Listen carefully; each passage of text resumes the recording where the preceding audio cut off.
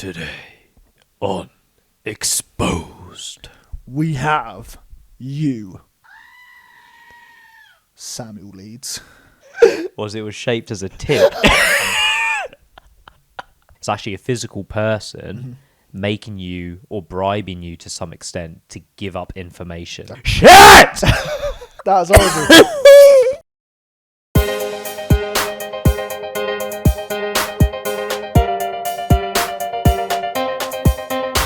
Episode 48. Bish bash bosh, here we go. Here 52 we on the go. horizon, my friend. Mental. 1 right. year in soon. 1 year's in so soon. Crazy, So soon. crazy. We've got such mega plans for it as well, so you're going to have to stick around to find out what we've got coming up. But for today itself, Yes. we are doing one of our most enjoyable things ever. We're exposing the scammers. We are. We are. And we're talking about scams because they are everywhere now. AI, everything. They're faster, they're smarter.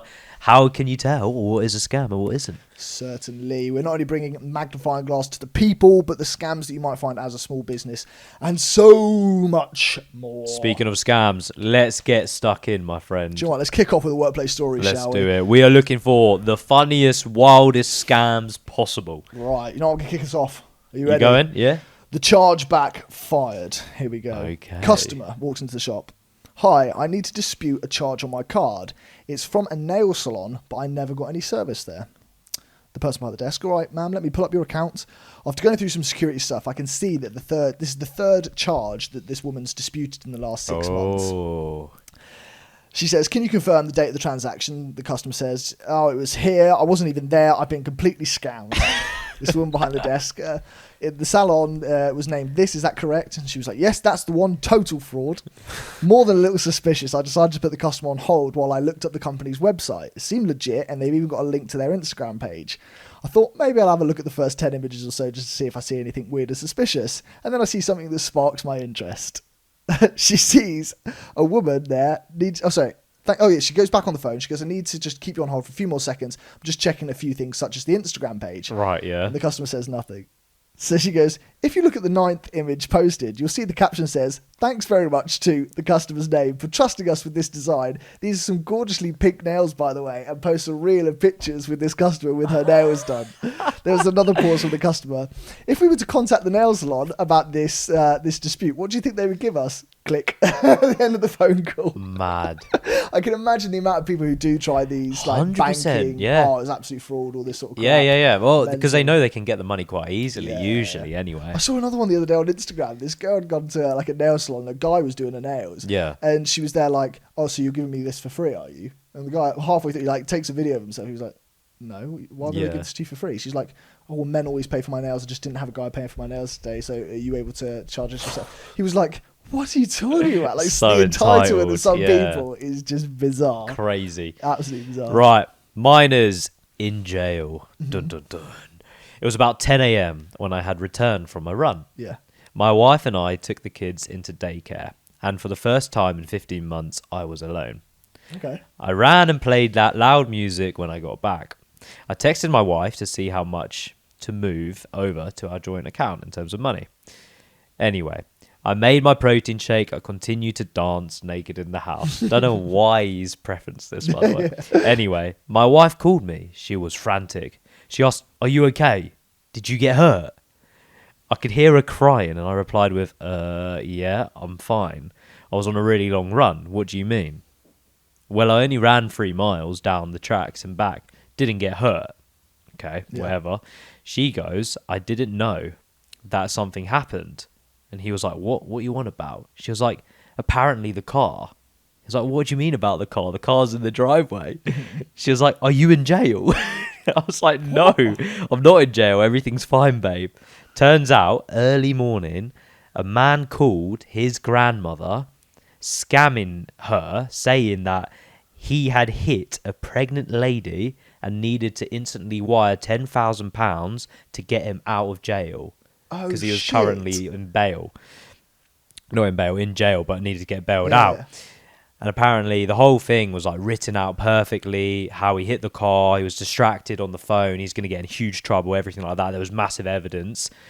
And then apparently the grandmother obviously told his The wife. dad, no, the dad Oh, of the the dad, guy, yeah. and the dad of the guy was like frantically panicking, called the wife to check if it was true, and apparently they started getting all the funds ready to go. The grandmother thought that he was obviously really in jail and needed Yeah. money for the bail, so she apparently ended up wiring £10,000. No. No, but to his dad. Oh, thank God. And the dad double checked it, called the wife called him, Yeah. and luckily nothing got transferred. Bloody hell. But That's mad. they were saying they were literally one wire away from losing 10k, which is That crazy. is actually insanity. Everyone picks on the elderly, mate. They do, man. They really Bad. do. Right, my next one. Scams like these are the gift cards that keep on giving. Ooh. The co-worker. Sir, we blocked it and asked you to call because it's a very large withdrawal amount and it's considered abnormal behaviour for your account. This is the bank calling Yes, person. yeah. She says again, okay, sir, calm down. The other person on the phone said what? They're holding your grandson hostage, and what they want is an iTunes gift card as the ransom. Am I correct? We haven't actually got any details on what the other person's saying, but we can hear what the co-worker saying. Have you called your grandson to see if he's actually been kidnapped? The co-worker says, well, yes, I think that's maybe a good idea. Leads on to say, yes, you can call us back if he's actually been kidnapped, but I recommend calling the police first. Yes, sir, good luck. That customer did not call back, but sent an email to my boss apologising for the stupidest of scams that he was almost caught out on. That is crazy, man. I can't believe some of these actually, like, they're real, which is saying nuts. to the co-workers, like, oh yeah, they want an iTunes gift card to release my grandson. Yeah. Give me an iTunes, mate. Oh, it's It's bizarre. crazy. It's Well, really speaking of gift bizarre. cards, mate, mine's a 3k Apple gift card. An Apple gift card. Yeah, okay, this here we go. Reddit person said, I thought I would post my 77-year-old uncle's success story. He got scammed out of 3k. Yesterday, he admitted 2 weeks ago he fell for a McAfee card scam. Okay. So McAfee is like his computer that he uses. It's a Oh, computer I see. system. So here's the full story. It started when he received a text or email from McAfee claiming that he owed them £650 or dollars for an old bill. He used the McAfee software, so he wanted to clear it up because he thought it was legit. He called the number they gave him, spoke to a man. He said he spoke perfect English and was very convincing. The man explained that in order to clear up the account, he would have to send him a 3k Apple gift card. Jesus, At this point in the story, you're probably wondering the same thing as I was. This Yeah. guy wrote, how did he convince him that a 650 bill was worth 3k 3,000. gift card? He says, my friend, I wish I knew too. Anyway, apparently, so the uncle then went to the bank to withdraw £3,000 because the scammers told him to buy an Apple card with the cash. Yeah. The teller was on the ball and aware of the old folks. Yeah. So they suddenly started withdrawing out the money, and then they asked, why are you withdrawing out so much money? Yeah. The scammer apparently had instructed his uncle to give the teller a reason for the withdrawal. So he said, it's a gift card for my niece's birthday. That was like the story the scammer told him to say, which is nuts that he's following it as well. Yeah. Anyway, the teller said, oh, cool, that's a really large birthday gift, though. Are you sure? And like, yeah, I'm sure. 3k comes out. The uncle then walks over to the Apple store near the bank account and purchases £3,000 worth of gift cards, That's which mental. is insane. Apparently, he called the scammer back, and the scammer said, now, take a photo, send it to me. Took a photo, send it to him. The scammer then said, cut the card up now. And at that point, the light switched on for him, and he went, what? You want me to cut the card? That makes no sense. And then he realised that he was being scammed after At all that that. point. Yeah, so he calls his son, and then, not his son, his nephew, and the nephew then told him immediately, go to the Apple card and get it like refunded, cancel it, everything like that. Luckily, he managed to do it in time Oh, before they thank actually God. spent the 3k. That is Jeez. nuts, though, by That the is way. actually How can mental. someone actually go through all of that and then go, oh yeah, that's it now? That is bizarre. It's actually bizarre. My next one is it's kind of from the other way around. It's the guy was trying to scam them face to face, and he said, "We can't believe that he really thought this would work."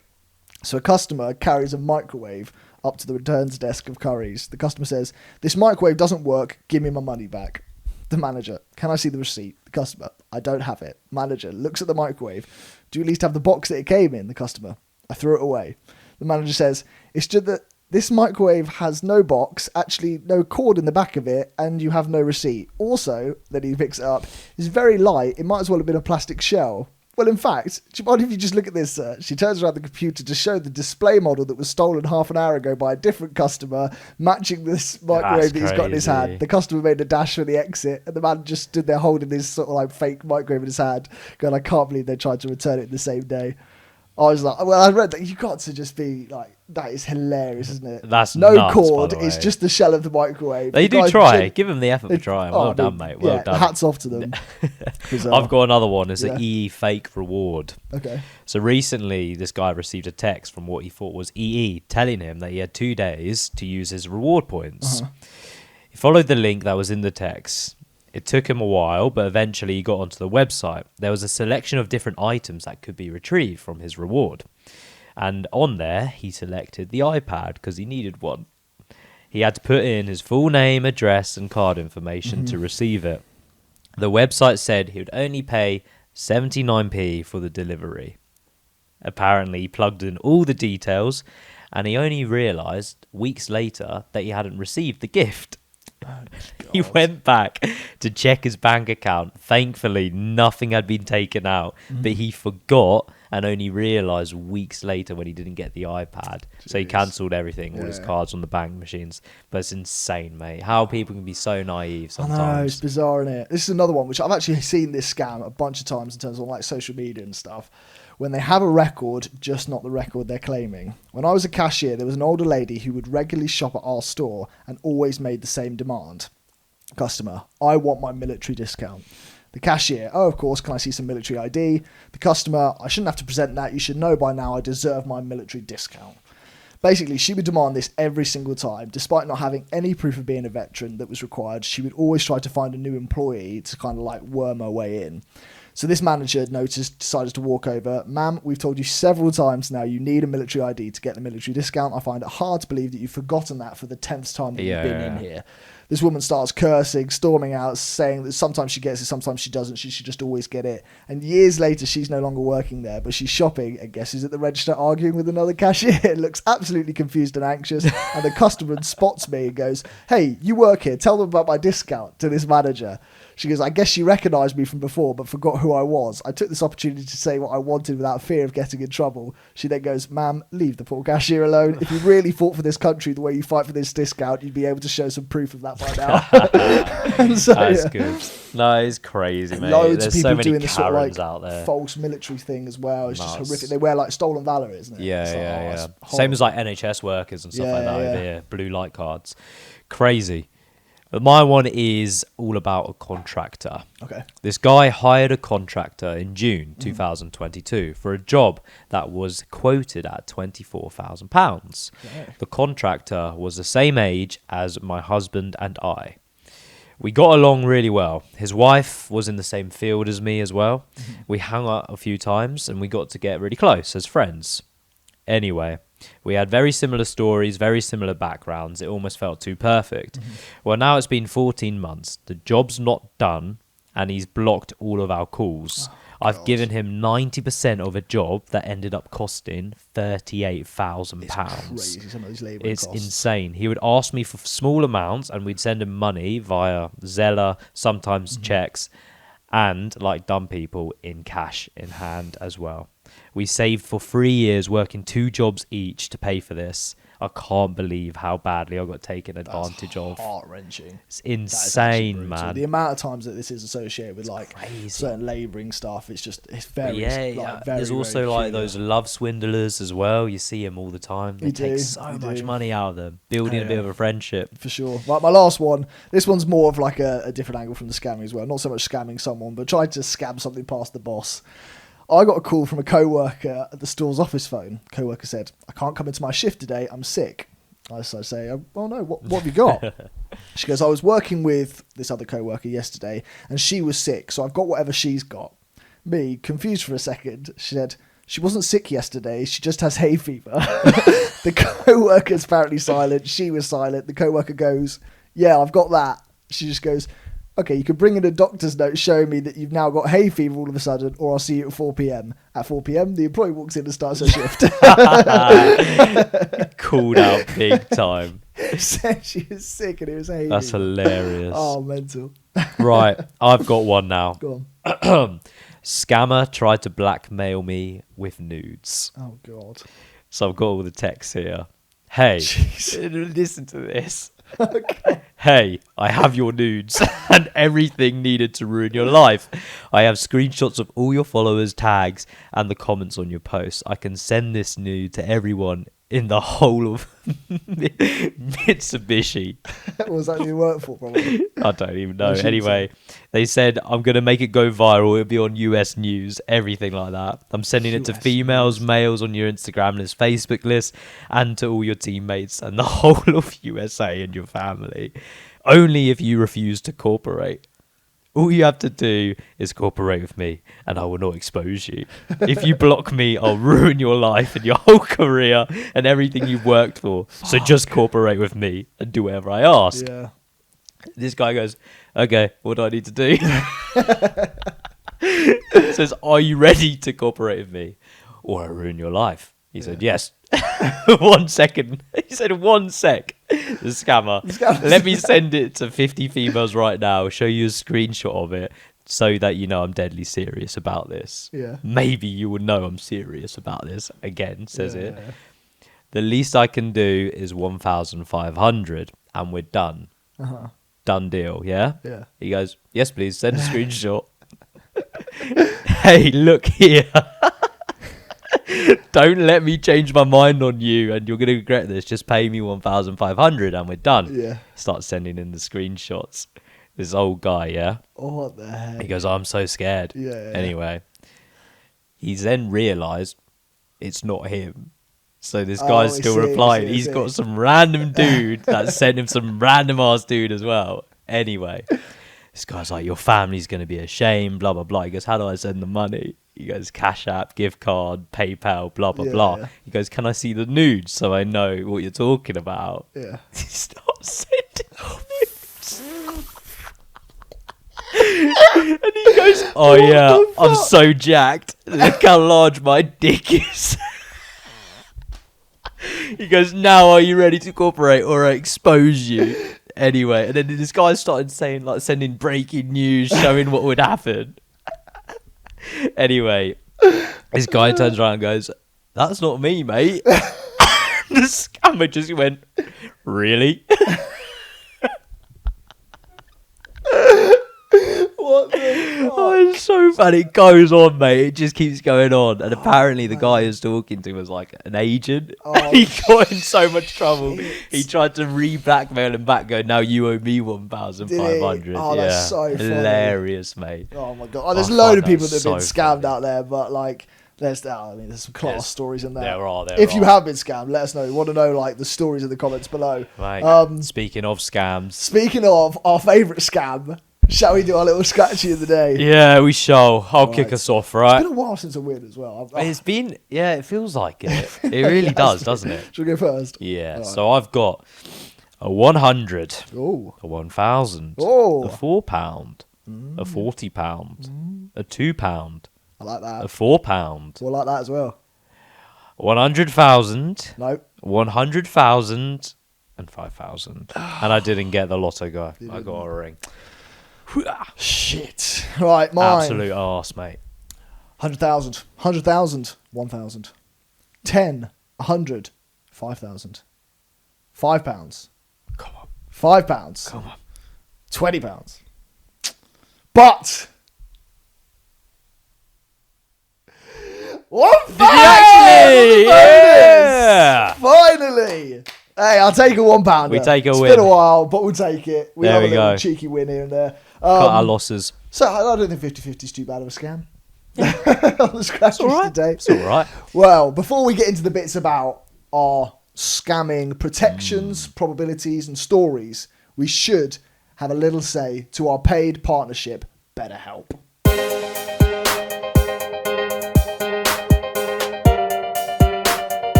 So, at Suits and Sliders, we understand that a 9 to 5 and also maybe working and juggling another side hustle is very tiring. And that is why you need to make sure your mental health is in check. Certainly, like, we understand that scams and things can really sort of knock your confidence, knock how you feel, knock your self-esteem, and many other things.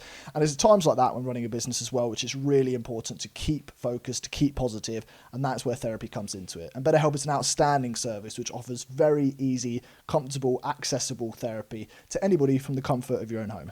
100%. We've both personally tried it ourselves, and we can say it is fantastic. And if you're not too keen or on your therapist, whatever it may be, you can always switch very, very easily. You certainly can. So if you use the code @SuitsandSliders at checkout, you get 10% off your very first month with BetterHelp, or you can also check it out from the link below. Exactly. And you're supporting us and also yourself. You certainly are. Now, on to the key typical scams which are affecting UK businesses. I got a little bit of data on it. So I'm going to kick it off with a very obvious one, which we sort of mentioned earlier: cybercrime, online attacks, this sort of level of stuff. You're talking about like email scams, ransomware, hacking, online account takeovers, fake reviews, all sorts of things. They're everywhere, mate. They're everywhere. 43 like to a bad 50% smell. of UK businesses report a cyber breach or attack annually. That is crazy. Annually, not just like once in their history, annually. Apparently, the government estimates suggest that businesses have faced 8.58 million cybercrimes in a year. Crazy. That is It's nuts. insane. It's nuts, mate. I was actually, because like the companies that I work for, right? Yeah. There's some people that have to get really, really cleared, like really, really extensively. Yeah. And the whole point of it is because if someone finds out that you work for X company or X client, then they can start to sway you to hopefully give information. And a lot of people, when it comes to these cyber attacks, it's not necessarily like an email, it's not necessarily anything like that. It's actually a physical person making you or bribing you to some extent to give up information. Definitely. I mean, I've seen the same thing in my job as well. Like, there's been so many times where in the aviation industry, big airlines or companies have had their data exposed, and that means passport numbers, like really detailed information about people, is spread around the network, and that can obviously give people time for identity theft and all sorts of things. And the whole reason why they do it is because they can try target a vulnerable, weak person who's maybe got a load of debt accumulated or a loved one's died or passed away recently. Exactly. And they can just go into them and go, right, you've got £20,000 worth of debt. How about 50k? Yeah, exactly. If you tell me X. Yeah, exactly. It's absolutely mental. Crazy. But before we get onto the sort of solutions of these sorts of things, I'll mention a few more. Fraud and financial crime. So this is like payment fraud, fake invoices. You're talking about general identity theft or fake services, contract scams, all of this sort of stuff. 27 to 41% of UK businesses, ranging on the size of small business up to large businesses, have experienced a form of fraud in the last 12 months as well. So talking almost half of businesses there as well. And you can see that number skyrocketing, mate. Big time. With what's going on with AI, deep faking, all of that stuff. Exactly. Physical crime and theft, this is still something that's fairly prevalent. Police data shows that shoplifting offences in last year alone, have a guess actually, I want to see. Shoplifting? Either, physical crime or theft when it comes to in workplaces and stuff like that. Oh, so not shop, okay. Well, shoplifting's included in this, but you're also talking like burglary, vandalism, things like that as well. Crime in the UK? Yeah. I reckon it's just high, in 1 year. Oh, 1 year. I reckon it can't be more than half, surely. So I'm going to go like 45%. No. Guess how many offences have been like in 1 year? Whoa, just a random number. Thousands. How many offences in the my year? bad. Oh my lord. Like 300k? You're not far off. 516,000. Ooh. Got another one for you. Mental. Go on. What is the most stolen item in a supermarket? Do you know what? I think I know this. I've told you this before. Is it cheese? Yeah, That's well so done. weird, So cool, bro. That was sick. It's so expensive, though. I know. Fucking hell. £8 for extra cheddar. Yeah, I'm not spending that on Cathedral City. Pocket it. What's that? Baby bell. Cheese string. Oh, Could you imagine? Yeah, they're going to start putting like security tags on cheese. They are, apparently, in some shops. Yeah. They're putting in like Genuinely, the DVD cases and stuff. Mate, but you know that cheese that we tried? That would need a high security level system there. Honestly, reduce the sentence because that's that needs like a box. And he's a security guard Lasers per and all item. shit, yeah. Oh, man. So anyway, the physical crime and theft side of things, as I said, shoplifting, burglary, break-ins, vandalism, delivery and cargo theft as well, and also like staff abuse and stuff like that. It's all included in the physical theft. Well, you can stuff. imagine a little Deliveroo driver. Mental. Hey, give me that Nando's. Exactly. That happens loads. But this is the thing, it's been up 20% since 2024. Whoa. It's gone up 20% in 1 year. That's like over 100,000 in a year. You wonder what that is like correlated to. Do you reckon it's because of like living conditions, everything like that? That's definitely People got to have a part to play in it. Yeah, But also at the same time, I think people are understanding more than ever that services are drawing thin in this country. Like services are being scaled back, and there's been a lot of cuts, and so people I think are trying to try their risk a bit more, and they're getting away with it. So I don't know. It's pretty mental. But I guess there is going to be some things in that, as well as we said earlier, which are going to be scam or fraudulent like insurance claims, and they're going to be sending in police reports just to try and get some more money in the door. Like, that will definitely be a part of this. So I think that could maybe there's even increase. loads, mate. There's so many. In terms of like sectors and most common issues in retail and wholesale, customer theft, shoplifting, fraud and abuse, they're all very common. Imagine, obviously. Information and communications, you talk about the online fraud, the account takeovers, something called phishing, which is like when they do it via like email stuff. I get that all the time. We get so many phishing. Well, it's like they actually do it as a protocol now. So you distribute phishing emails out to your company, so they're aware of what to see, and like they can take it in. Utilities and production, fraud and targeted scams, food and hospitality, payment scams, refund scams, construction and trade, tool theft, invoice payment fraud. Mate, I've heard nightmares around like trade and stuff like that. People getting their stuff stolen. No, but also people like signing contracts with completely fake companies or distributors, like manufacturers worldwide. Exactly. Nuts. Like, you can lose businesses very easily. You really could. There's been people as well, I've seen this a lot more in the last year, that I've been like walking like up and down the road, whatever, going to the shops and back, and people's like work vans, like white vans or like lorries and stuff like that, are left with the backs open overnight. Literally drove here. Did you see one?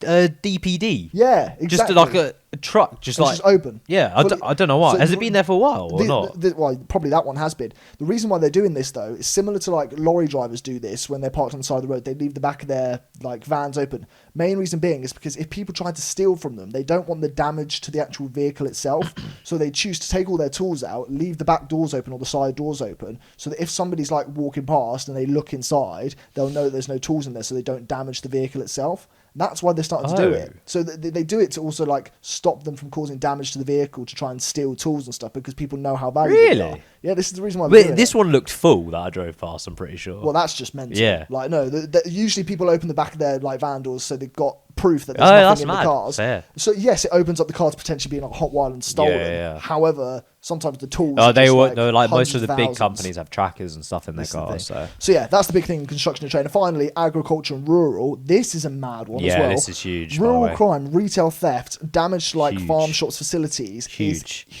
People break into barns all the time. I didn't realise it was so big. Apparently it's like one of the main ones that's occurring. Well, if you think about it, like the farmhouse is usually not far away, but it is far away from the barn. And like if you're just stumbling in a field, there's no security.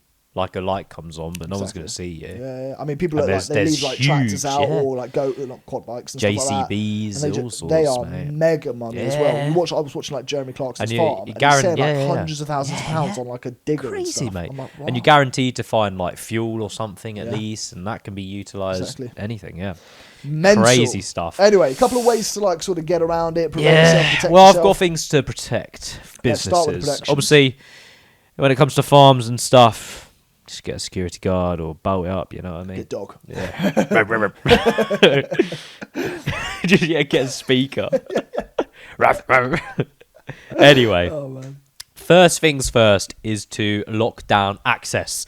This is literally your first line of defense. So make sure you have those strong, unique passwords for everything. Don't repeat anything, because as soon as they get into one, they're going to use that password straight away for all your other stuff. Try and create a system there as well. You don't want to go forgetting passwords. Like if you've got like a very simple structure where you've got keyword, maybe change letters for numbers and stuff, and then you have maybe an identifier and such, and then something on the end of it. Use that structure for everything, so then you never forget a password. Well, you only have to remember the format and then just change it ever so slightly. Yeah, it is hard. It is tough because every place on earth now requires a password. Yeah. And how you remember all of them is also another thing to use. So when it comes to that, you've got things like Password Manager. This is really good. It stores all your passwords and it's very heavily encrypted, so not a lot of people can get into it. You can also turn on two-factor authentication everywhere, and you should, to be fair. Yeah, big when it time. comes to emails, accounting software, your bank accounts, socials, all sorts, make sure you turn those on. Yeah. Another one is two-person approval as well. This is really good when it comes to money. Yeah. For example, we have this system. Yeah. If you wanted to send out something or pay someone, you'd have to either come through me or I'd have to approve it before that actually happens. Exactly. So if you were to get hacked or whatever it may be, then I can understand that something's popped up. I can ping you a text, go, you trying to send something? Yeah. And if you say no, then I know you've been breached or something like that. Exactly. So two-person approval is huge. This also accounts for like Company's House when it comes to shares and stuff like that. I can't do anything until Ollie approves it, and vice versa. Exactly. So another really good one as well when it comes to emails, don't always fall for them or don't always back the sender. If you're really unsure about it, give him a call. It's so much easier. Voice confirmation is so much better than an email. It really is. And I know quite a lot of people don't like that confrontation, especially in the UK, but it's so worth saving thousands of pounds. Yeah. Another one, as I mentioned and you mentioned, is training your team. This is through phishing emails. So as you do start to scale and you have a big business and you have lots of employees, you need to make sure they're all trained like appropriately. Otherwise, they could be your liability and suddenly they're the person who leaks all your data. So phishing is when you have like a pretend scam email that comes out, and they usually do it every 3 to 6 months. And the whole point is for people to understand where that email's come from, what they're looking for. So when a real scamming email comes in, they know instantly to flag it and send it or delete it to somewhere else. Yeah. So that's really, really important, especially as you scale, as I mentioned.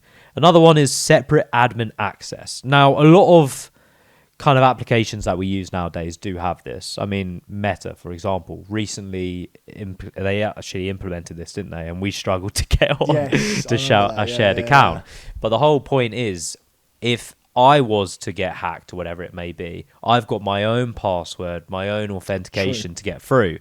And then if I've got hacked and Ollie realizes someone's on the account, Ollie's the other admin to kick that person off, which is a really good thing to have. So where you can, make sure you do have that separate admin access, because if one of you get breached, then you're stuffed if you don't. It's fairly straightforward as well. The amount of times that you'll click on Instagram and it will pop up for me, pop up in Guildford or pop up in here is located as a device. And if I know that you're there for that, I say yes.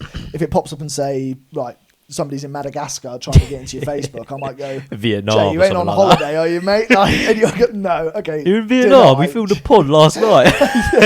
You got there quite quick. No, but see what I mean? yeah, like, you exactly, got when these things pop up, they do it in a very obvious manner, and the Meta's got good things in place to help you identify those issues. And the important thing is, as you do start to scale, even if you are a small business, you really need to look at getting these systems in place as soon as possible. Like if you boom overnight, all of a sudden you've got a ton of eyeballs on you, and people can easily find how your company's doing on Company's House. They really can. And they can find out how much assets you have, how much turnover you've made, so they know roughly what they're looking to get out of you. Exactly.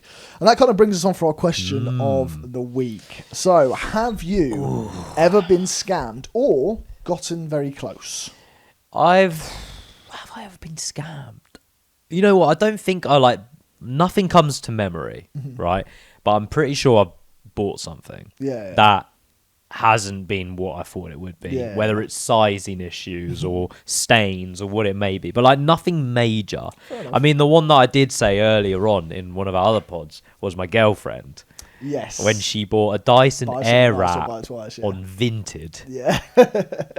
and that's like instantly a red flag to me, because I would never buy something so expensive through like a second-hand seller, because you never know really what you're getting, and it could be faulty regardless. Rolex on eBay, or you know what I mean? It's like no, anyway.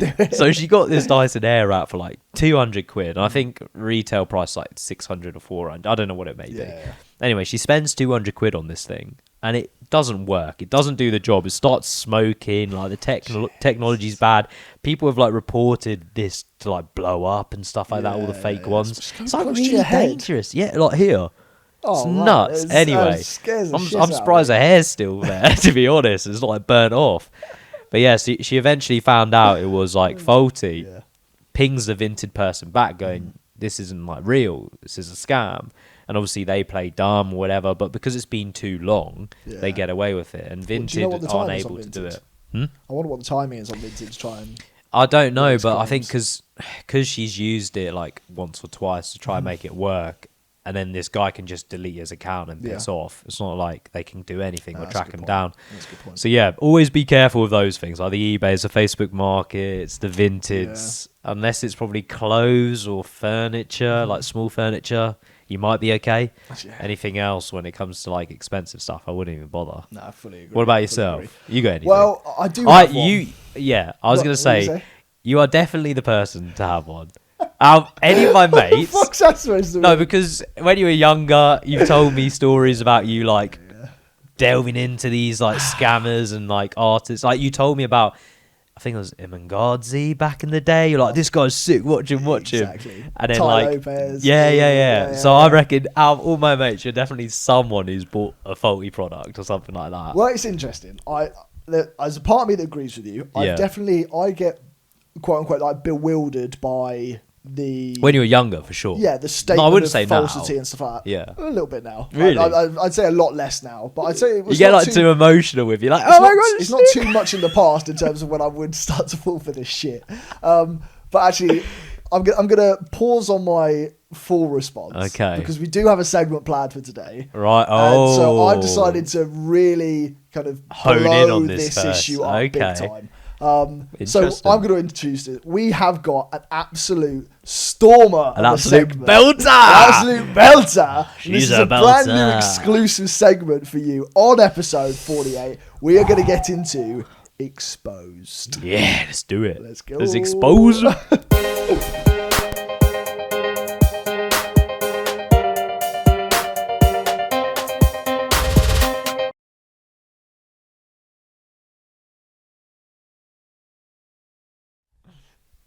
Today on Exposed.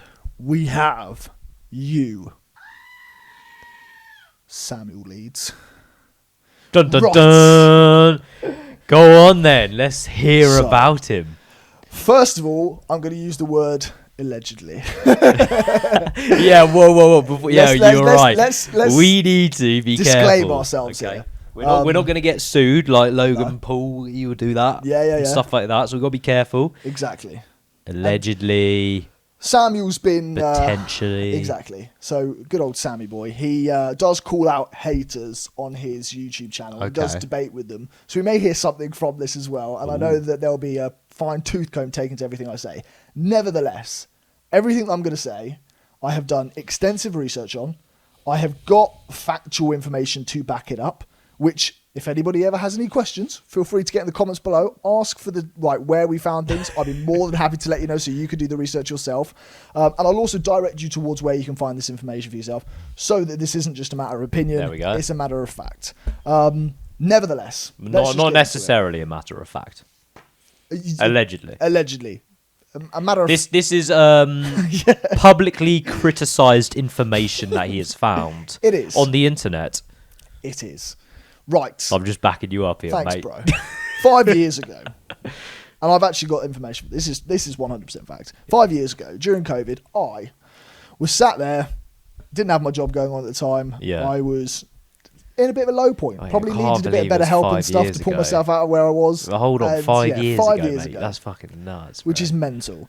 Anyway, yeah. And I was there trying to find a way to do something with my life, better my life financially and in terms of purpose and all these other things. And I was sat there and I was kind of Like a racking lot my of people brain. out there, mate. A lot of people out there. Exactly. And I was sat there scrolling through my phone day after day trying to find something to give me this validation that I was seeking. And I came across Samuel Leeds, the property expert. Yeah.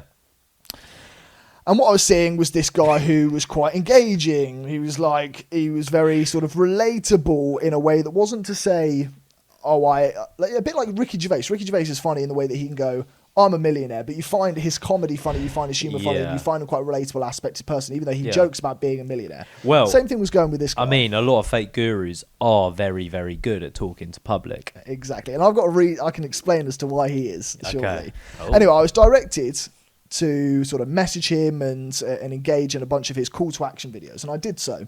And when I messaged him, I got a response pretty bloody quickly, to be honest. Fair play. And my message to him was effectively to say, I'm inspired by some of your content. I'd really love to speak further and stuff. And I would get a response, and it was, oh yeah, mate, definitely reach out, give us your email, and all this sort of stuff. And I responded saying, thanks very much. And obviously I was like, I know I'm probably not speaking to the real Samuel Leeds here, but thanks very much. To which I get this response. Thank you, brother. I appreciate it. Which is actually Samuel Leeds. Yeah. All right. And from there, I was almost bewildered. I was like, holy shit, he's actually paying me attention, all this sort of stuff. So I look into him more, and I'm like, oh, cool. Give me your email. And I get into touch with this guy named Evans Willie. Wait, we should pop up those screenshots. Oh, yeah, all of this can pop up on the screen and stuff. I was directed to speak to a man named Evans Willie, who was one of his proteges. Yeah, okay. So Evans featured on his channel in this thing called the Financial Freedom series, where he basically turns up at his door and takes him from being like penniless all the way up to being a millionaire. Yeah. Apparently. And he speaks to me back and forth, and the whole conversation is sign up to this course, sign up to this course, sign up to this course. It costs 12 grand, it costs 2 grand, it costs this much, it costs that much. And I'm going, I don't have that money. And I'm saying to them in my messages, like, look, I've got 2 grand to my name, but I haven't got this money that you needed from me. And I was asked to enroll on this course that was 12,000, despite, again, clearly identifying my financial position. And then I was invited to join multiple event days where it was highlighted to me that for the price of £1, I could meet, I could learn, I could change my life for the better. And I'm sat there, 21, going, this is fucking brilliant, 100%. And so I go to sign up, and I get directed towards his admin team, and his admin team say, okay, the event's in London, right? So you have to pay the £, and then turn up to the day in London. And I said to them, look, I live in Bournemouth at the moment. My car was crap. I was like, I don't really know if I can make this work. Just started playing rugby at the time. And I said to the girl on the phone, I remember this like it was yesterday. This was a phone conversation, so I don't have a record of this. But I said, what happens if I don't make it? Which then gets outlined to me. If I don't turn up, I have to pay £180. Yeah, in the and small I said, print, what? eh? And she goes, yeah, if you don't turn up, you can reschedule once, and if you don't turn up, it's £180. Yeah, I said, hold a sec, what are you talking? If I don't turn up, it's £180. I was so confused. And that's when the first light bulb went in my head to go, something just isn't fucking right. No, mate. But you're lucky that you asked that question. Exactly, because not a lot of people do. Yeah, and they have to tell you, legit, otherwise you could sue them. And this is where it kind of takes another level. Then I started to look into more about his impact in a negative sense, and I came across a guy named Danny Butcher. Now, you might know him, you might not. Danny Butcher was an ex-serviceman. He came back to the UK, was trying to make a living for himself, wasn't doing very well, and decided to sign up to Samuel Leeds' course. And decided to deplete all of his savings, to take out a personal loan against personal advice and stuff that he was receiving from family members and things, was sold this dream by Samuel Leeds and his experts around him and stuff, and started on the £12,000 course, hoping to get this one-to-one mentorship to take him all the way up to his first deal, which is the wrapped up promise that's delivered to you on the webinars, so on and so forth. Unfortunately, what then occurred, and there's a BBC documentary on this. Yeah, I think I actually remember this being on the news. There was a lot of news reports about this, and his family has spoken heavily on the matter. What then led Danny down a path of extreme financial distress, mental distress, and unfortunately, Danny did take that to the absolute limit. Samuel has commented on this since. Danny's family's commented on it since, and that's when I really kind of was blown away at the impact that fake gurus can have on people's lives. And this is the thing, Samuel, outside of the situation with Danny and outside of the situation with myself, but a lot on social media has said that if people don't succeed, he almost uses blame tactics. He's like, it's because they're not working hard enough. It's because you're not good enough at understanding the content. It's because you're not putting in the 24-hour 7 grind. And it's like, it's very demoralizing especially if you paid that money for one-to-one mentorship, you've had this hand-holding promise given to you that you're going to take you up to your first sale and stuff. And it puts people and many accounts online that you can read up on TripAdvisor and on other places where there are accounts of people who've been met with the same distress caused by the Samuel Leeds promise. Yeah. Well, that's what they try to do. They make you feel bad and guilty, and then they go, but I've got the solution. Exactly. So I'm going to... That's the will behind why I chose to look into him for the expansion section. So I think now's a good time to take a step back and understand where he came from originally. Understand some of the backstory, see what the truths are, what maybe some of the potential falsities are. And he claims when he was 19, when he was 17, he decided to go all in, and he gave £3,000 to a guru in his space, in the property expert space. And it took him from being a 17-year-old with nothing in the space of a couple of years. At 19, he's accounted on TV of saying this, that he bought 6 houses when he was 19. Claims that by 21, he was then a multi-millionaire property portfolio expert. And from there, he's then gone on to do amazing things. Now, interestingly, we might be able to pop this up on the screen. I'm not too sure if we can or not. At 23 years old, there is accounted video evidence of Samuel Leeds performing as a magician and a clown as his job. This is it's true recorded event. It was on TV as Magic and Illusion show. At 23 years old, this was out on their website that you could hire Samuel Leeds as your magician and your clown expert and stuff. And he was performing tricks and stuff like this. He was playing into the crowd at 23. Now, last time I checked, you could be a multi-millionaire property expert and a magician / illusionist. Yeah, you can. You could be. Just saying, it's probably more unlikely that you can hire this guy as your clown and magician if he's making $1 million deals on the weekend.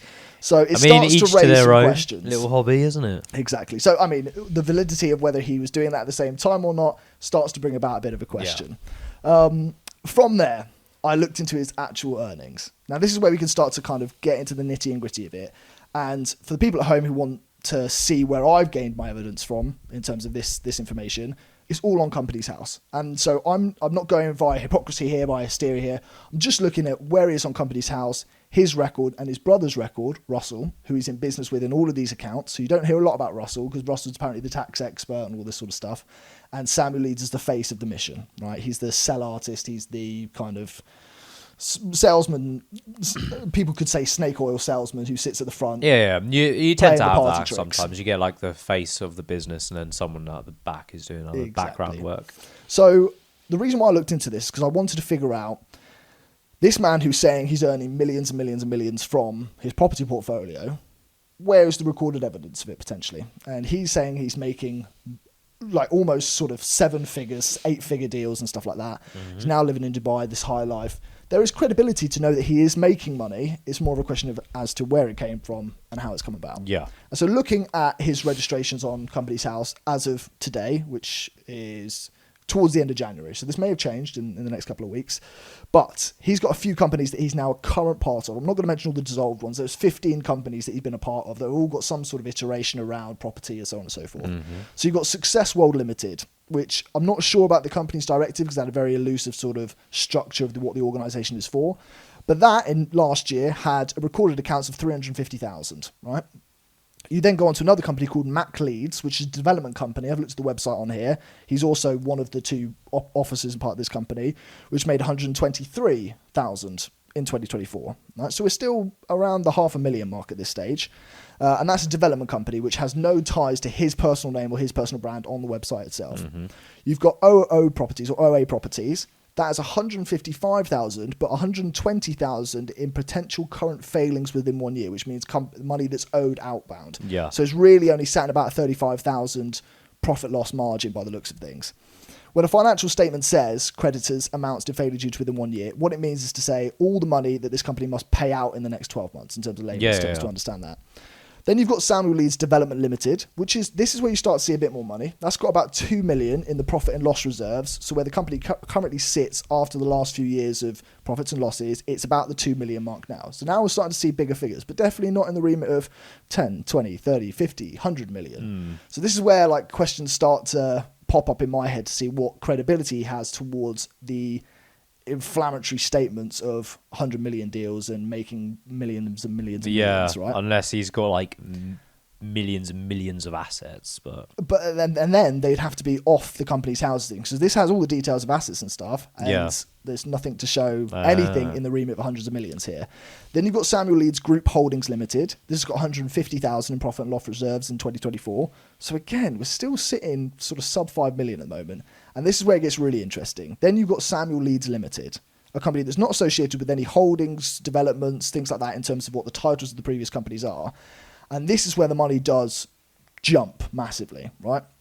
So the investment property remains at 2.2 million since 2023 in terms of his property investment part of his margins on the company's house documents. And so his main asset started, as I said, 2.2 million in 2023. It's remained as that until 2024, suggesting that there's been no other property procurement under this company's name in that year. The cash in bank, however, is 3.2 million on this, which is very high, saying he's sitting on a lot of cash, and the debtors, money owed to him, is the biggest. It's up at 6.48 million.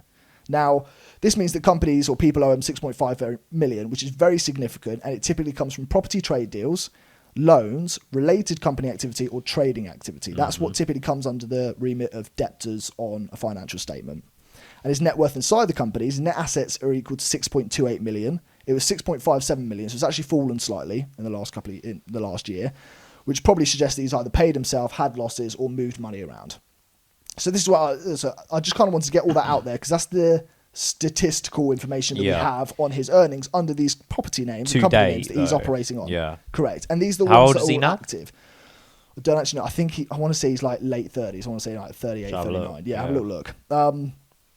Now, the reason why I kind of got into all of that is to start to understand where his money comes from. Now, we don't have information on his necessary income that he makes, or the deals itself that he has under the 2.2 million of property that he has, or potential other property that he has elsewhere, just in different companies' names. But the clue here is the debtors information. If you're owed 6.5 million by others, it usually points towards one of those messages that I said before in terms of lending, property trading, intercompany loans, large deals in progress. But it's not passive rent. That's the one thing that's really important. Debtors doesn't include active business rentals, which is what he says through his rent-to-rent schemes he makes most of his money. So the question then rises, is he living off this property rent? And what's suggested by these accounts is probably not. And this comes from a couple of accounts recorded by accountants who've looked into this information, as well as just personal research. So what he's trying to say is what you'd expect is more property, less debtors, and a lower cash pile if your money was made via property rents. It's not to say it can't be possible, but it's to say it's very improbable. What you see here instead is massive debtors, big cash balance, and only a moderate property size in terms of his assets. And this is what I was trying to say. It looks a lot more like the deals, the lending, the development leads than this simple like landlord income structure that he perpetrates to people. And then the final company that's really interesting is a company called Deal Sourcer Limited. Now, I'll come back to that in a second. Here's a TripAdvisor review that was left on his course 4 days ago. Yeah. Okay? So this is very recent. And again, this is only an account from somebody else. This isn't our information. I'm just going to read out the account, what this person said.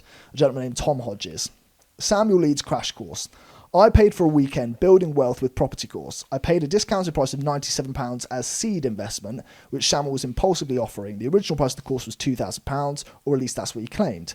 I spent the entire weekend basically listening to Samuel and his brother trying to sell the academy. Honestly, I'd say around 70% of the course was spent talking about his success stories, himself and the academy, only with 30% being actual learning, which by the way was literally the same content you can access online for free. I was shocked and relieved that I didn't pay the $2,000 for this load of nonsense. I'm not the type of person who leaves reviews. In fact, I think this is the first review I've ever written, and it's a shame to be a negative one. I really don't want people falling for the same trap. I can't speak for the academy itself, but what I can say is this crash course, and a lot of people were ended up asking for refunds, the crash course is not worth a penny. He goes on to say a few other things about the money associated with the software. So he goes, to add to this, there was a lady in our group chat complaining that Samuel Leeds told her to download a certain type of software that cost her £600, which went straight to the Samuel Leeds team. So then she couldn't get in contact with anyone. When she tried to raise the issue in the group chat, she and everyone else who joined to complain about that refund was removed from the chat instantly. This person's gone on to say it's not a scam in his best, like, comparable way of saying it. But Yeah. it's a complete waste of money and time. It's targeted at money-hungry, knowledge-thirsty, desperate people and being Yeah. sold a dream to escape their reality.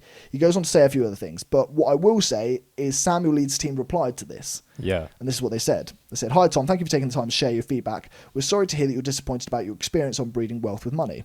Building wealth with money, not breeding wealth with money.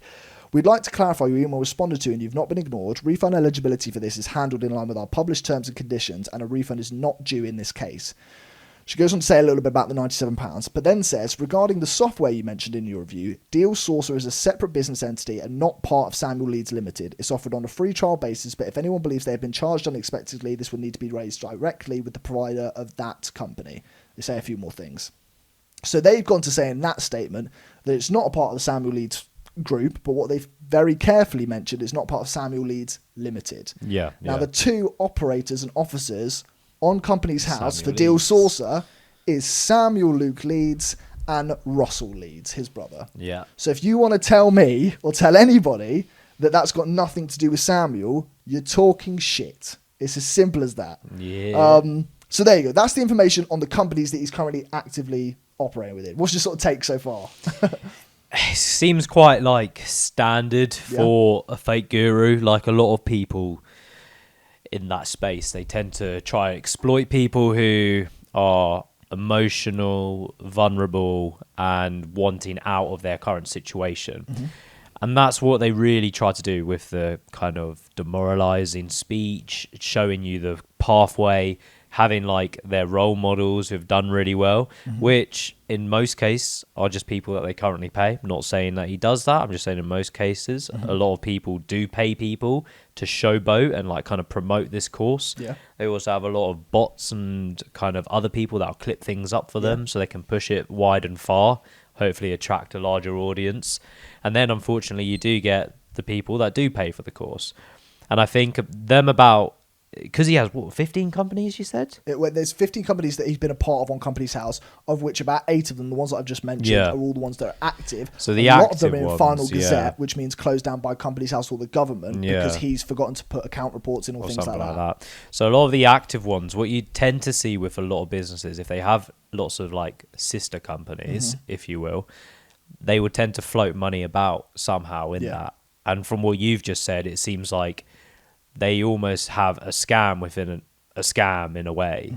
So like you're going to pay for something, but it's going to be shifted off to this company, and that probably then gets shifted off to another company because they could say they consult or something like that. Exactly. And then you're just chasing this endless stream and you end up nowhere. But eventually you're going to give up because you're not getting through to anyone. And all of a sudden your 600 quid, whatever it may be, has disappeared completely. You're entirely right.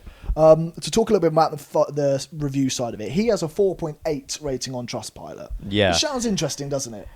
The interesting thing as well, because like people are deleting things all the time, you'll see that as well a lot more with fake gurus. But yeah, go on. To speak about his 4.8 review on Trustpilot, I decided to do a couple of statistical analysis, shall we say, in the last 48 hours. Statistician Ollie. So, in the last 24 hours, he's had 44 5-star reviews. Yeah. 44 in a day, right? Every other company in the education and learning platform over the last couple of weeks have had a fraction of that in the last week. Yeah. Which then leads into a review that came out on his page saying, well, I'll try to bring this up to get the actual wording a bit, but what it said to an effect was, apparently when they go to these meetings and there's 100 people in the room, he will effectively tell them, you need to leave a review now while you're here. And this is why you get a day where there'll be 44 reviews, and then there'll be nothing for 3 days, and there'll be 44 reviews, and then nothing for a few days, and then 50 reviews, and then nothing for a few days.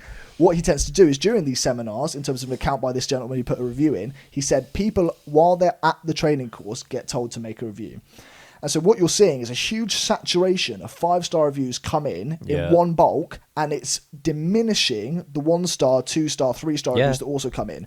Of the 1-star reviews, this man has 223 1-star reviews, which is a hell of a lot of 1-star reviews to have on a company, especially in the educational learning space. And as an example, Gold Cross Training, which is very similar in terms of a training institution that operates not necessarily in property, but operates a training course. They have no 1, 2 or 3-star reviews, And they've had 10 reviews in the last week, and they've got 6,000 reviews overall. Samuel Leeds has 4,900 reviews overall, so they're similar in terms of their review scales. But Gold Cross is a highlighted example of another training company that doesn't operate in this same stance of pushing people to send in these 5-star reviews and diminishing it when it comes into 1 stars, 2 stars, or 3 stars. And that is essentially how a lot of these people build up their fame. Yes. They do end up using the money from their initial audience to then boosting them by making these kind of botted accounts, if you will.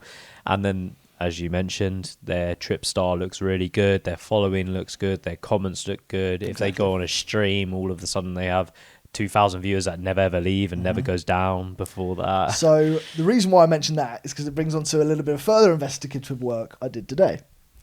Today I took part in Samuel Leeds' online webinar of property investors. What, you spent 97 quid? No, I didn't spend any money. What he's put open is a free webinar that you can join on, and I decided to take part in it today. I've got the whole thing filmed. I don't know how much of it we'll be able to show, but put on the Patreon potentially. I think this will have to go on the Patreon. But what I did was I sat there for 90 minutes and I watched what I believe is a pre-recorded webinar, because the way this thing ran was very peculiar. First of all, the chat system was going off as if it was Kai Cenat's chat. This thing was firing out messages, right? And strangely enough, I went into the call about 40 seconds late, and I pressed play on this thing to join in. And as I pressed play, it was as if it started normally just from that marker. Now, I could have just got lucky and clicked play at the right time. However, what I did tend to find is when Samuel would say, leave W's in the chat for this, or leave this in the chat for that, people would have already been leaving that in the chat before he'd said it, which makes me think that not only the chat function is automated with a bunch of botted sort of responses, but the pre-recorded message has been sort of rehearsed within the botted responses, that he can say, oh, Karen's just signed up and David's just asked this question, and it seems these same people. And also he'd say something like, write, I don't know, mentor in the chat if you want me to mentor them. And 50 responses like that. Like, to the point where, one, it's too fast to type. Some people are saying it before he said it on the live call. Do you know what? It starts to get a bit interesting. And throughout it, he was saying at the start, he was going, I'm not going to hard sell you at all. And he was doing this, you'll be so surprised. I'm not going to hard sell you nothing. Everything today is super, completely free. He's got this whole parado of what he was saying. Anyway, this thing was 90 minutes long. At 47 minutes in, that's when the hard sale started. And he said for the first 47 minutes it wasn't going to happen. From 47 minutes to an hour and 22 minutes, no information was given. All it was buy this course, join my link. I swear on my life, that is what it was for the last 45 minutes of this call. That's all that it was about. And it was basically saying that he gave all this thing away for free, and all you had to pay was £97 of seed money to join in this 2-day accelerator, very similar to what our account from Tom has said. Now, I'll finish with a couple of little bits just to finish us off. Evans Willie, I thought I'd bring him back into it because he's the guy who spoke to me 5 years ago. I looked into a bit about him on Company's House, appreciating 17,000 in his company reserves over the last few weeks, and one company already going into First Gazette, and the second one being accounted for First Gazette at the moment due to the fact that he hasn't done his account filings for the last year. He's also recently opened up his own property management course. And basically, for anyone that doesn't understand First Gazette, I'll say it again. It basically means that the government has started the process of shutting the company down if you're not doing your accounts on time, or there's certain fraudulent activity, or there's potential for the company not to be legitimised. That's what First Gazette means. And one company has already done that for Evans, and another one's in the process of it at the moment. Many of the Samuel Leeds companies that I didn't mention have had that on their Company's House reports. And so this is what I'll finish with. I decided to read the whole terms and conditions on his website, okay? And I decided to compare them towards Customer Rights Acts and things like that to understand what he's saying in his conditions that he's actually legally standing on for a customer who's interested in their report. So I'll finish with this. This was updated 7 days ago. So this is very recent. It's been updated. You'll see this as well with a lot of fake gurus. They'll constantly update things because they'll get found out on something, or someone will claim something, then they'll have to adjust it. Exactly. So Tom could probably pop up a couple of these clips on the screen for us. So he's got a very explicit gag clause on public criticism. It's 5.1.4 for anyone that wants to go and look at it. And it effectively says, refrain from making any public comments relating thereto our company. And what it says specifically in the 13.2 marker is to say you cannot falsely or likely cause serious harm to the reputation of the supplier. Now, it's interesting how it says false or likely to cause. It doesn't say falsely cause serious harm. If you're likely to cause serious harm by any rhetoric that you say, it doesn't necessarily have to be true or Yeah, false. It still means that you are outside the remit of the terms and conditions. Why this is really serious is not just moderation, and it contradicts the CRA claim, which is to say that terms must not create a significant imbalance, and guidance flags and gagging clauses that could be potentially unfair must be honest reviews. This is what's under the Customer Rights Act, which is countered by his personal terms and conditions, because it's technically not an honest review every time, because it gags them from doing so. Another one, termination. You still owe the full price even if nothing is delivered. Clause 12.5.2. Yeah, that's crazy. The customer shall in any event forthwith pay the total or unpaid balance of the price even if one or some of the courses have not yet been delivered. This is absolutely bizarre. Yeah. They can terminate it, you can terminate it, or you can be removed for bad behaviour And you still have to by pay. their guidance, and you have no grounds to not pay the full punitive damages of this. Again, when it comes to CRA, prohibition on disproportionate financial sanctions, which means that the course the course hasn't been delivered to you, or you haven't earned the rewards of what you paid for, is disproportionate and doesn't actually mean that you should lose out on your financial earnings from making that payment. That's what the Customer Rights Act effectively says in its legal standard. The behaviour is also very strange. They say about having unreasonable behaviour, but because that is defined by the person themselves, that sanction, it's a very strange thing to have It's in terms and vague. conditions. It's very vague, and it allows them to get rid of people if anybody questions their ethics. That's like an instant red flag. If you see T's and C's and they're so vague and they could encompass a lot of different things, then you could get in trouble for literally anything. And it's really interesting. On the call today, a guy, Derek, I wrote his name down, put in a question in the chat saying, this seems really fake. Is this pre-recorded? Derek didn't message in the chat after that for the next hour. I think Derek, but you can't view it because it's not on Zoom. It's not where you can see the applicants. It's on a different site. The next one, discretionary expulsion with no refund. This goes hand in hand with what I said before. There's a non-compete clause as well. Yeah. You cannot compete with any iterating business to his trade for the first 12 months after paying. That's insane. Which actually means that you can only operate the business within his remit, technically. Yeah. I know that some people have gone outside of that, and I don't think he's questioned them because of these people that he has featured on his mentoring superclass stuff. But technically, by his thing, that could restrict them to have like post-termination for the course, like pay massive fees, basically not allow them to independently operate as a contractor. For a year. There's another thing that says non-compete restrictions. So this is something a company cannot offer coaching or training in the 12 months if you pay any membership. This is why we're not going to probably be able to sign up to understand more about him, because if we do it, we are exposed to then not be able to offer any information on business in general, because technically we'd be outside that clause. So that's why we probably won't be able to delve too much more into his 2-day seminar. And then finally, the money back guarantees. It's a very important one. This is always the classics. The single course refund, clause 16.1, they must have completed all the training. They must request a refund only between 4 and 5 p.m. on day 4. Request it in person to a training advisor. That is their clause for getting a full refund. So crazy. The academy refund, the big one, the 12 grand one. They must complete every task, attend multiple monthly events, submit verified deals monthly. Bear in mind the word I'm using here, monthly. Engages in mandatory mentoring, submits progress reports, and then requests a refund within 7 days only. Nuts. How that makes sense is nuts, fucking man. beyond me. Again, when it comes to the customer reviews and stuff, refund claims must not be misleading, and guarantees must be genuine and realistically available. These are all the things from the customer. I've got a few more bits on here, but I'm going to kind of round it up there. What I will say is I reviewed his terms and conditions to Alex Hormozzi's website. I also reviewed it against James Smith's website, the guy who runs Newtonic. These guys don't have these same clauses that Samuel Leeds has. And Samuel Leeds has got complaints procedures on his website and all sorts of stuff that these other guys don't have, because this man he's ready for it. He's very much ready for this. You've got to be so wary of T's and C's, because so many people, and this is the whole point, that's why they target the vulnerable, because so many people are just going to go accept. And they're not going to bother reading through it all. Exactly. And suddenly you're trapped almost like in a contract with him, where you cannot do anything without getting your ass sued. 100%. And then you owe him more money. It's nuts. Any fake guru out there, like when it comes to refunds in particular, if you're looking for something, go straight to the refunds page. If it seems dodgy or fishy and they're not going to give you a refund back if you don't like it or the product's not what it says, then don't bother getting it, honestly. The most important clause to read, if you are interested, is go and read clause 4, which is the financial claims section of his terms and conditions. It says there, clear as day, he doesn't have to promise you what he says outside of the contract.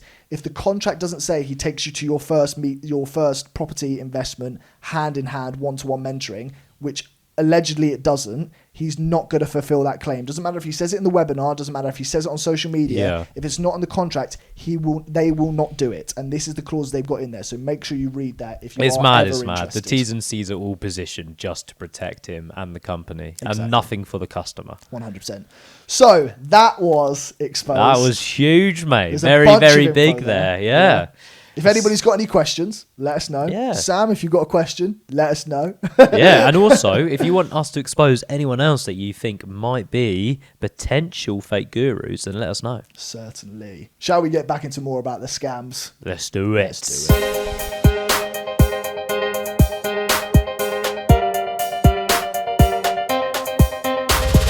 Well, here we go. Calm down We are now. back. My heart rate's I liked it. Oh, wait, we still got red lights on. Oh, yeah, shit. Let's change them on cam.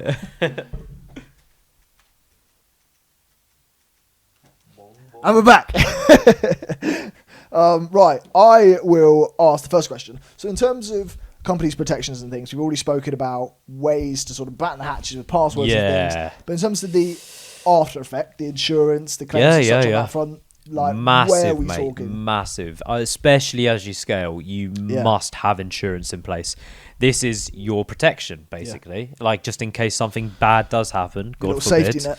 Exactly. Just before you get onto it, I watched this video today. Yeah. In America, there's this video going around of this guy who's got health insurance. Yeah. And they send him a bill for his wife's surgery or some sort of thing medical that happened. And they send him a bill of $650. Yeah. And he goes, oh, the insurance isn't on our medical bill. So he sends them the insurance number. They send back a bill for £1,800. And he calls them. The video's on Facebook and they Yeah. should see it. He goes, I've just added my my insurance number. The bill's gone up. Can you tell me like what's happened, what's gone wrong? And the person on the phone goes, oh, yes. If you don't have insurance, there's a no insurance discount that's being given my to people. God. Which cuts it down to like 25% or whatever. That's it was. And he was there like, insane, wait, so you're man. telling me if I didn't have insurance, it would be cheaper? And the woman on the phone's like, yeah. And he goes, can I just cancel my insurance? He goes, no, you can't do that now that you told me. And like this back and forth goes on. Where because he has insurance, mate. he spends more money in That America makes for medical no insurance. sense at It's all. bizarre. But anyway, sorry, carry on. I just Crazy. find that whole thing It is mental bizarre. in the It is States. bizarre. But particularly in the UK, right? Yes. If you're a small business, things you should look at are cyber insurance. Mm-hmm. This tends to cover your hacks, ransomware, data breaches, all of that Yeah, stuff. yeah. You've also got commercial crime / fraud insurance. Mm-hmm. This is big. It covers invoice frauds, impersonation scams, all of that stuff. Another good one to have is legal support add-ons. Now, as you do start to scale, this is something you definitely need. You need to have access to some sort of solicitor. If something does go wrong, then you can rely on your solicitor to back you up and help you in those challenging times, rather than contracting, and it'll probably cost you a lot more money. Good point. Another one that we've recently done as well, and a lot of other companies will need, is data insurance. If you do store some form of Yes. data, Yeah. whether it be your own or even public data, you need to make sure you have that backed up and insured. Because if you do get hacked and suddenly all of your customers' data points get breached, you're in a lot of trouble. So do time. make sure you do that. And if you're unsure about anything, just look through what you store, what you have, and what processes you are building around your company, and make sure you have the right insurance to cover each individual point. Exactly. But yeah, if you don't have that, as soon as you start taking payments online, hiring staff, storing customer data, you'll be in big trouble. You will. That's a very good point. I've got a little bit on a crazy scam that happened Go in on. the UK recently as well. I say recently. This also goes back about 5 years ago. May COVID 2020, the government got caught out with quite a big scam fraud scenario.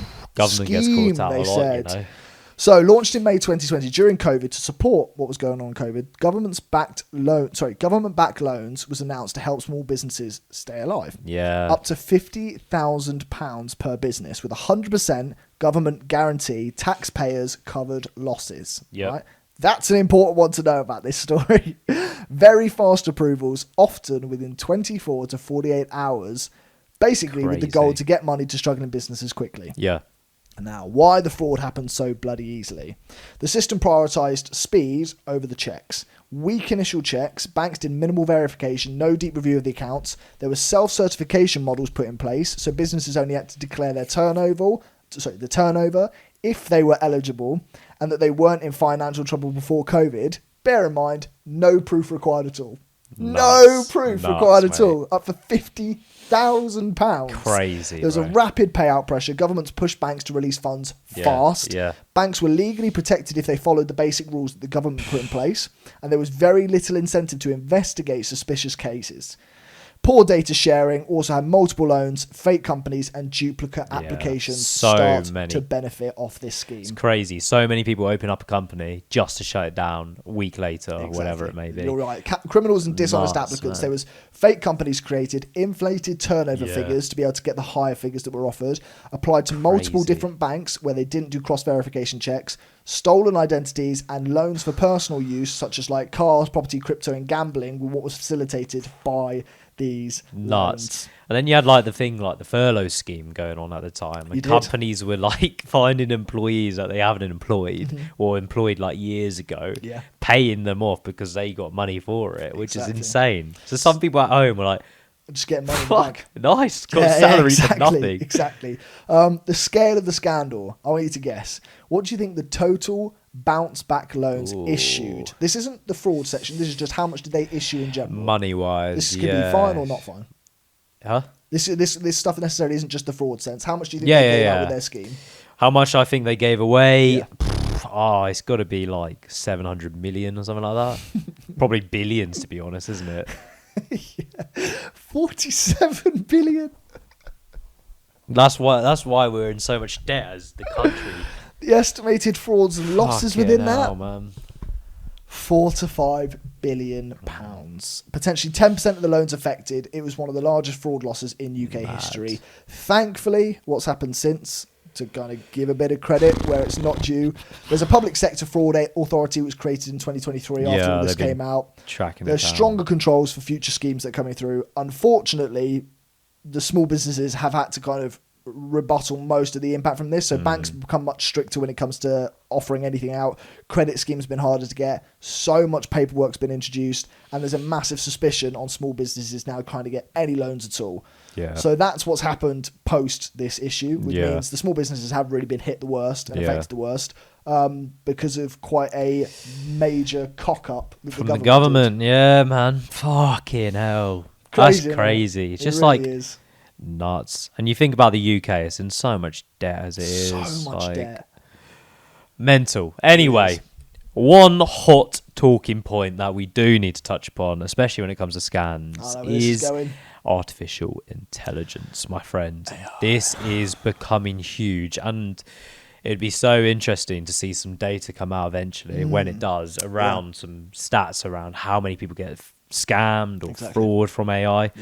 But we have got some red flags to be wary of, don't we? We do. So I'll start with one. If the language isn't perfect and isn't emotional, then it most likely is AI. If they are using terms and terminology, wording that seems a bit robotic in a way, and there is no emotion behind it, usually a red flag. Agreed. You got one? I've got checked facts and sources. Google quotes stats or studies. AI often invents or misquotes them. Very This true. was interesting. This was something that I was looking into obviously a lot when I was doing the exposed segment, was getting it to sort of ticker through terms and conditions and things. But then I was going back, and that's why I got all the sources there, because I went back and had to check all of them. Some of the things it was firing out at me was wrong. And I had to go back and check in order to get it right. Exactly. You do need to check. Another one I've got is sometimes you get adverts, you also get some deep fake stuff. If faces aren't blinking naturally, then it's usually AI. That's a very good one. And that is one thing it's not very good at yet. But true. And hands, apparently. Hands have started to improve. They've improved, but they are still quite dodgy, See, I've got a couple of AI detection tools as well. You've got Scribbler, 80% accuracy in tests of identification AI. You've got GPT-0, which is apparently what schools are using at the moment to identify ChatGPT written like documents and things. Copy leaks is another one. It claims apparently a 99% success rate. Again, this is a quote from its website. And Quillbot, which is a free and basic check for understanding if it's got AI material within. So there's a couple of tools you can use. Yeah, definitely. But don't just rely on one of them. No, like, 100%. maybe use a few of them. When it comes to things like emails, etc., if you tend to see the logo that's slightly warped, whether it's a bit fuzzy or blurry, probably check that's a real legit email.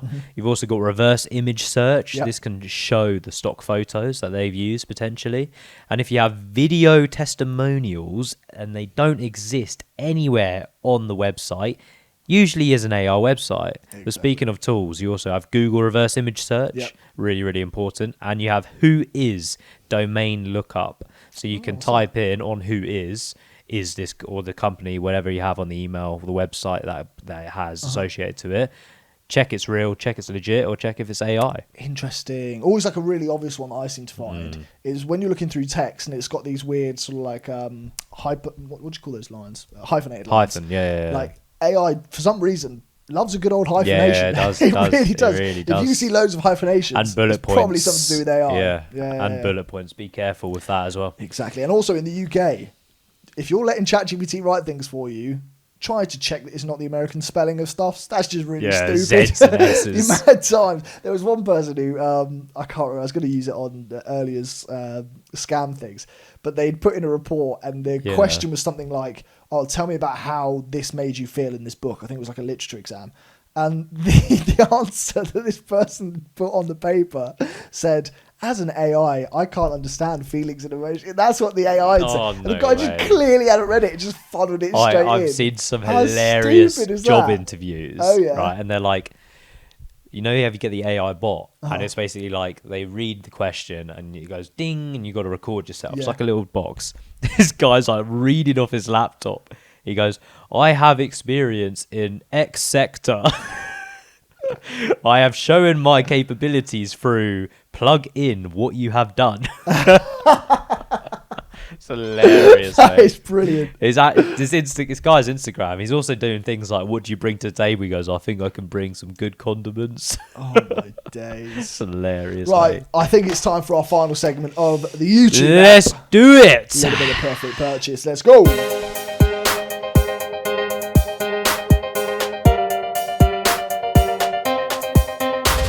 We are into perfect purchase, and today we have gone for the scammiest looking thing we can find for 10 squidaroonies. Now, the reason why I'm going to go first is because technically what I bought didn't turn up, which could suggest it was a scam.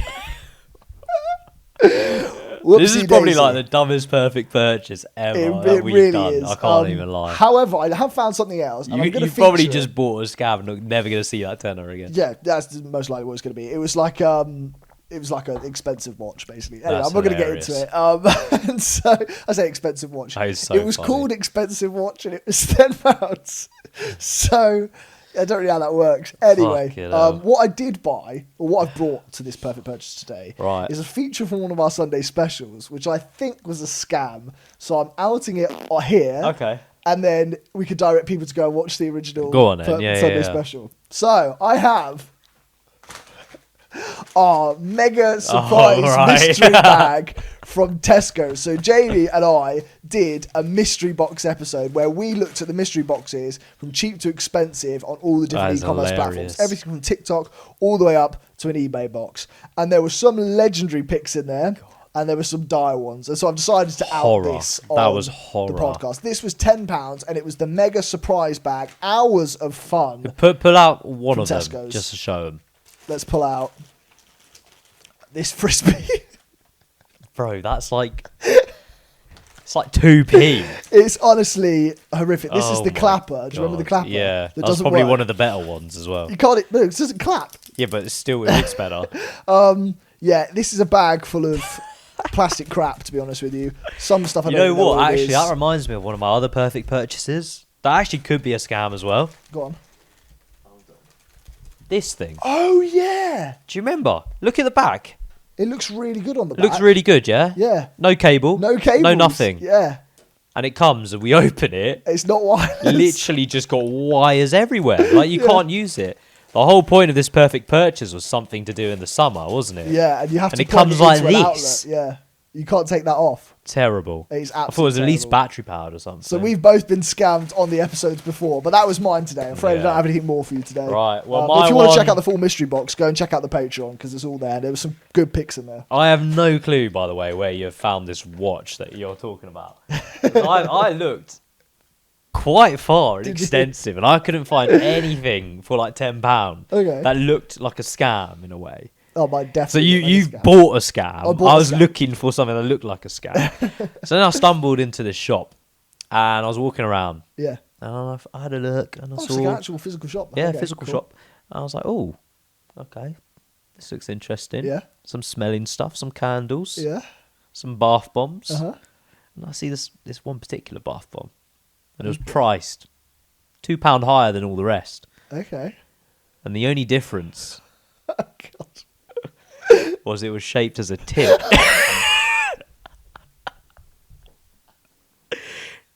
No difference, What the fuck is that? but a little nipple that made it £2 more. This is a tip bath bomb, my friend. That tit's falling off at the first use as well. Like that, 100%, mate. This cost £7.50, like £7. and all the ones next to it are like a fiver. What the fuck? Crazy. What was the shop? Anyway, Oh, okay. before you slate it, this is where now I look at this and go, this is fucking perfect. It's Yeah. sick. It's a scam. Like, who the fuck's paying £7.50 for this? And I read the back, and it's a charity for breast cancer.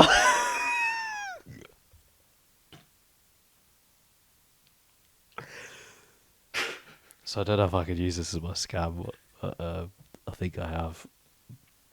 Yeah. Should we go into the outro?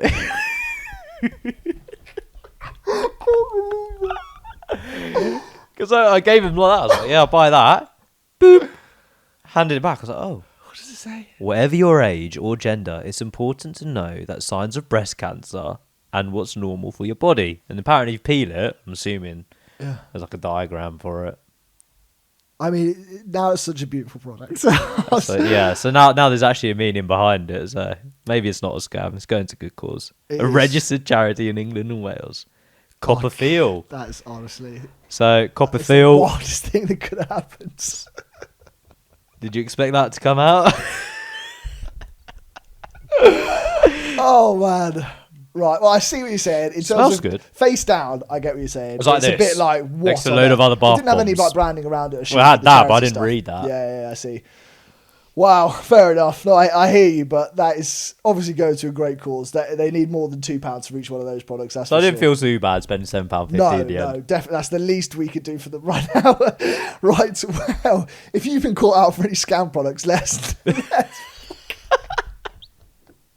have a look. No, right. Okay. It's just a tip, mate. Let us know what you've bought. Oh, dear. We find it probably very amusing. But let's get into the outro, shall Let's we? do it, mate.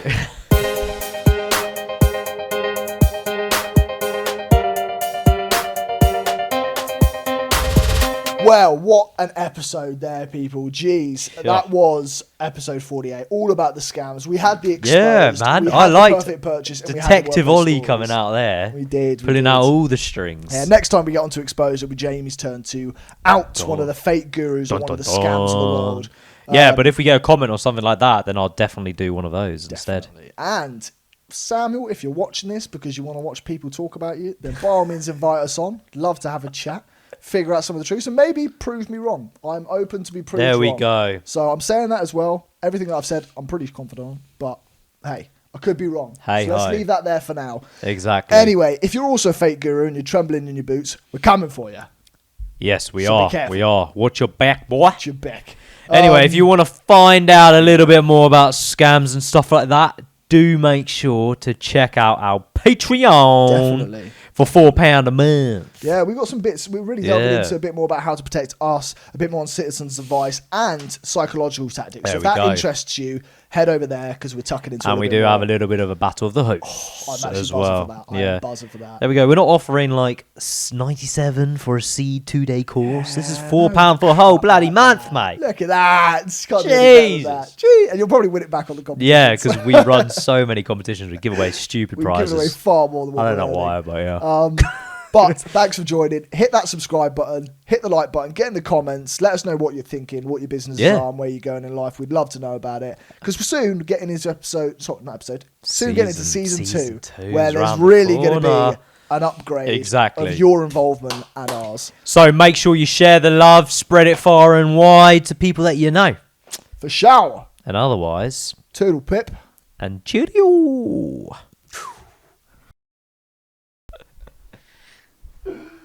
Fuck, that killed me.